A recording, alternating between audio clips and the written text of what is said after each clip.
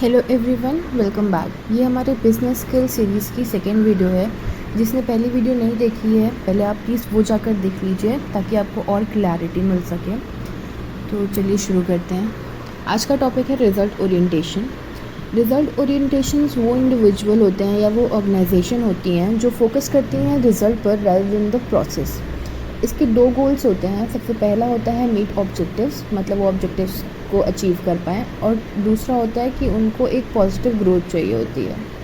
अब result oriented बनने के लिए ना हमें चार तरीके दिए गए हैं। सबसे पहला है, हमें उस प्रोजेक्ट में काम करना चाहिए जहाँ हम अपने रिज़ल्ट को मेज़र कर सकें।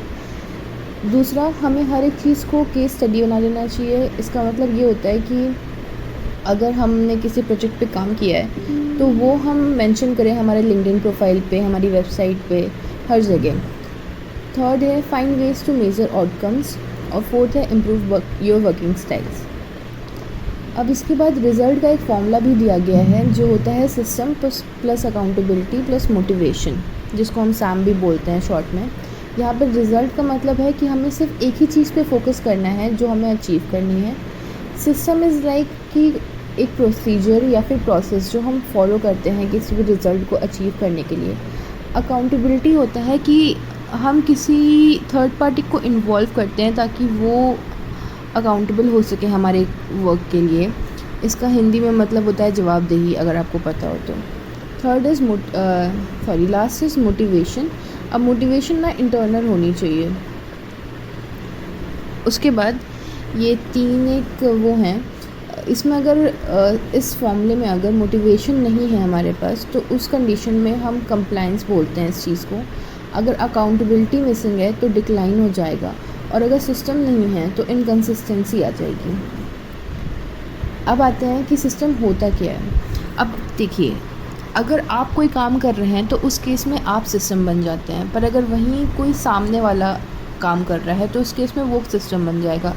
दोनों ही केस में हमें ना ट्रेड्स पे फोकस करना चाहिए, क्योंकि जो स्किल्स होती हैं ना वो हम सिखा भी सकते हैं, पर जो ट्रेड्स होते हैं वो इनहेरिटेड होते हैं। अब सिस्टम क्रिएट कैसे करते हैं, तो सबसे पहला है कि हमें start with the triggering effect. Second is identify trades, और last is determine tools that will help in creating system. अब अकाउंटेबिलिटी पे आते हैं। अकाउंटेबिलिटी में ना तीन लोग होते हैं जिनको हम अकाउंटेबल बना सकते हैं। सबसे पहला होता है कोचेस, या कोई मेंटर हो सकता है, या फिर सुपरवाइज़र भी हो सकता है। इसमें ना तीन कंपोनेंट्स है अकाउंटेबिलिटी के। सबसे पहला है ट्रस्ट, फिर है ट्रेनिंग, और फिर है फॉलोअप। अब ट्रस्ट बहुत ही ज़रूरी है अकाउंटेबिलिटी के लिए। यहाँ पे दूसरा हमारा जो ट्रेनिंग है, ट्रेनिंग का मतलब होता है किसी चीज़ को बार बार करना। अब इसमें तीन चीज़ें आती हैं, demonstrate, practice and observe. Demonstrate में क्या होगा कि मान लीजिए आप हैं जो किसी को काम सिखा रहे हैं और एक सामने वाला है जो काम सीख रहा है, तो पहले तो आप उसे करके दिखाइए कि कैसे वो काम होगा। प्रैक्टिस में अब वो इंसान काम करेगा और आपको फीडबैक देना है कि हाँ ये ऐसे होगा, ये ऐसे नहीं होगा। और लास्ट में ऑब्ज़र्व। इसमें क्या होता है कि हमें अब कोई फीडबैक नहीं देना है, हमें बस देखना है कि वो क्या कर रहा है, सही कर रहा है या नहीं कर रहा है। हमें बस चुपचाप खड़े होकर देखना है। उसके बाद ये एक सेइंग है जो कार्ल पियर्सन ने बोला था कि that which is measure improves, that which is measure reported improves exponentially. और सबसे लास्ट में है मोटिवेशन। मोटिवेशन के तीन कोर कंपोनेंट्स होते हैं, वैल्यू, विजन और कॉज। विजन के बारे में बोला गया है कि विजन हमेशा हेल्दी तब होता है जब एक पर्टिकुलर टाइम फ्रेम में हो। उसके बाद एक जनरोसिटी इफेक्ट भी होता है। ये कहता है कि अगर हम किसी कॉज को अपना टाइम दे रहे हैं, मनी दे रहे हैं, तो वो एज अ मोटिवेशन काम करता है और उसके साथ ही साथ सक्सेस भी लाता है। अब सिर्फ रिज़ल्ट का जो फॉर्मूला है उसको देखने से कुछ नहीं होगा, उसको हमें अप्लाई भी करना पड़ेगा। तो उसके अप्लाई करने के 6 स्टेप्स हैं। सबसे पहला है कि हमें एक रिज़ल्ट आर डिफ़ाइन करना चाहिए, स्केड्यूल करना चाहिए, जिसका मतलब होता है कि एक वो घंटा जिसमें हमें कोई डिस्टर्ब ना करे और उसमें हम अपना रिज़ल्ट को डिफ़ाइन कर सकें। वही हमारा सेकेंड स्टेप है कि इसमें हम रिज़ल्ट डिफ़ाइन कर रहे हैं। Third is dive deep. उसके बाद आता है कि चूज़ वन एक्शन, मतलब हमें बहुत सारी चीज़ें नहीं लेनी है रिज़ल्ट में, हमेशा एक ही चीज़ लेनी है और उस पे ही फोकस करना है। फिर है टाइम मैनेजमेंट, और उस सबसे लास्ट में आता है कि ये सारे स्टेप्स को रिपीट करना है बार बार बार बार। अब आते हैं प्लान एंड प्रायोरिटाइज पे। इसमें आइजनहावर डिसीजन मैट्रिक्स है। इसमें ये 4 पार्ट में डिवाइडेड है जैसा आपको दिख रहा है। सबसे पहला क्वाड्रेंट जो है वो इम्पॉर्टेंट के लिए है, फिर सेकंड नॉट इम्पॉर्टेंट, ऐसे ही आगे भी अर्जेंट नॉट अर्जेंट है। तो जो काम इम्पॉर्टेंट है और अर्जेंट है उन्हें हमें तुरंत कर लेना चाहिए, ठीक है। जो काम इम्पॉर्टेंट है पर अर्जेंट नहीं है वो हमें स्केड्यूल कर लेना चाहिए, मतलब एक डेडलाइन दे देनी चाहिए उसको कि हाँ इस टाइम तक हम उस काम को ख़त्म कर लेंगे। जो काम इम्पॉर्टेंट नहीं है पर अर्जेंट है उसको हमें डेलीगेट कर देना चाहिए। डेलीगेट का मतलब होता है किसी और को वो काम दे देना ताकि वो उसको ख़त्म कर सके। और जो काम इम्पॉर्टेंट भी नहीं है और अर्जेंट भी नहीं है वो हमें बिल्कुल भी नहीं करना चाहिए, उसको एकदम हटा देना चाहिए। अब आते हैं डेलीगेशन क्या होता है। तो डेलीगेशन का मतलब होता है किसी को रिस्पॉन्सिबिलिटी देना या फिर अथॉरिटी देना अपना उन कामों करने के लिए जो हमें असाइन हुए थे। अब डेलीगेशन के कुछ ऑब्स्टिकल्स होते हैं।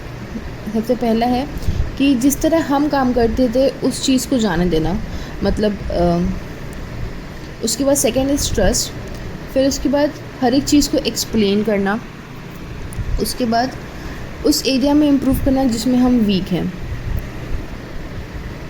अब एक सक्सेसफुल डेलीगेशन कैसा लगता है, तो सबसे पहले तो हमें पूरा एक्सप्लेनेशन देना चाहिए टास्क का कि जो भी टास्क होना है वो कैसे होगा, उसका प्रोसेस क्या है। सेकेंड इज़ कि हमें बेनिफिट्स बताने चाहिए उन लोगों के बारे में जो ये काम को करेंगे, कि इसमें उनके लिए क्या है, वो ये काम को क्यों करें। उसके बाद सबसे लास्ट है कि हमें कंटिन्यूस फीडबैक भी उनको देना चाहिए कि उन्होंने ये काम कैसे किया। अब आते हैं कि हमें क्या काम को डेलीगेट करना चाहिए। सबसे पहला है कि पहले तो एक सारे टास्क अपने लिख लो, ठीक है।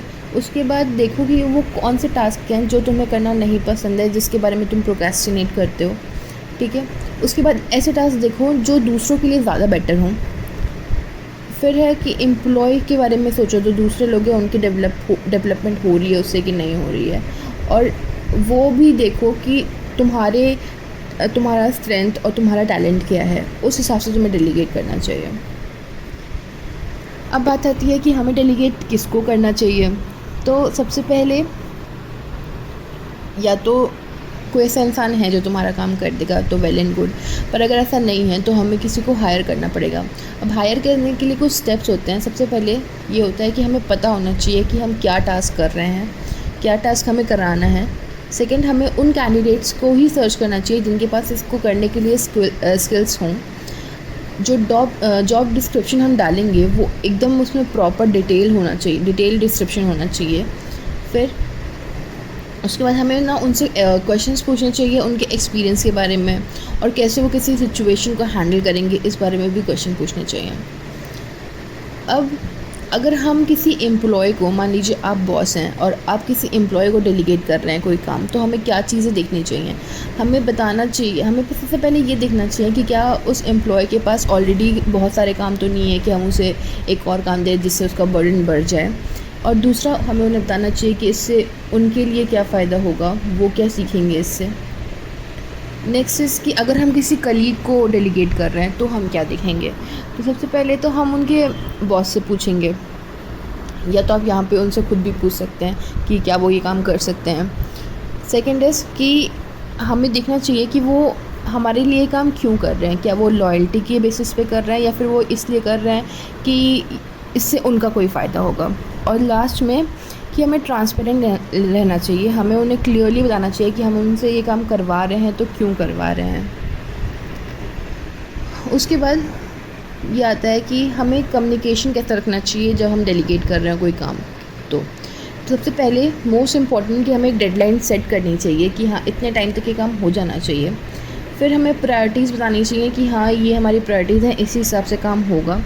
हमें रेगुलर मीटिंग्स रखनी चाहिए कि ताकि अगर कोई प्रॉब्लम आ रही है उनको तो आपको पता होना चाहिए और आप सॉल्व कर सकें।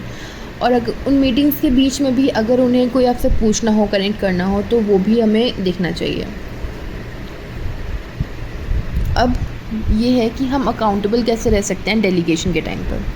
तो हम सबसे पहले इसमें है कि शेयर्ड सिस्टम। इसका मतलब होता है कोई ऐसा सिस्टम बनाना चाहिए, जैसे इसमें एक्सेल शीट वगैरह हो गई, स्प्रेडशीट हो गई, कुछ भी हो गया, जो हम कभी भी खोल सकें और वो कभी भी खोल सकें, दोनों के पास उनका एक्सेस हो, ताकि देख सकें कि कितना काम हुआ है, क्या प्रोग्रेस है। उसके बाद आता है कि हमें प्रोजेक्ट अपडेट के लिए रेगुलर मीटिंग्स भी प्लान करनी चाहिए। और अगर हम किसी टास्क को कंप्लीट कर रहे हैं तो उसके लिए पहले डिस्कस करना चाहिए कि हाँ, ये टास्क ख़त्म हो गया है, तो अब हम इसको क्लोज़ कर सकते हैं। अब आता है कि अगर मान लीजिए डेलीगेशन के टाइम पे किसी ने एक मिस्टेक कर दी, तो उस केस में हम क्या करेंगे। तो सबसे पहले तो हम ये देखेंगे कि क्या वो एक्चुअली में एक मिस्टेक है भी कि नहीं, और अगर वो मिस्टेक है तो फिर हम ये देखेंगे कि वो क्यों हुई और उसको कैसे हैंडल करा जाए। अब हैंडल करने के ना 2 तरीके हो सकते हैं।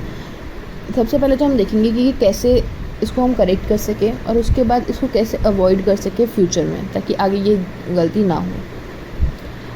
अब डेलीगेशन की कुछ की एलिमेंट्स हैं। सबसे पहला है कि हमें पता होना चाहिए कि जिसको हम काम डेलीगेट कर रहे हैं उसकी स्किल्स हैं जो हैं वो इस रिक्वायर्ड मैच कर रही हैं इससे काम से कि नहीं। सेकेंड इज़ कि हमें कम्युनिकेशन तो प्रॉपर रखना चाहिए, बताना चाहिए कि हम जो काम उन्हें दे रहे हैं वो कैसे होगा, कैसे किया जाएगा। और फिर आता है कि हमें कम्युनिकेशन को करते रहना चाहिए। बीच में ऐसा ना हो कि हमने उन्हें काम दे दिया, समझा दिया कैसे होना है और फिर छोड़ दिया। हमें कंटिन्यूसली बीच में भी कम्युनिकेशन थ्रू आउट रखना चाहिए। उसके बाद आता है सेलिब्रेट विक्ट्री। इसका मतलब होता है कि जब वो काम कर लें तो उनको अप्रिशिएट करना चाहिए, ताकि उनको भी लगे कि हाँ, उन्होंने ठीक काम किया है और वो मोटिवेटेड हों। तो ये थी आज की वीडियो। अब हमने इसमें 2 टॉपिक्स कवर कर लिए हैं, इंट्रोडक्शन और ये सेकेंडरी रिज़ल्ट ओरिएंटेशन। बाकी आगे का हम आगे वाली वीडियोज़ में कवर करेंगे। तो thank you everyone for watching.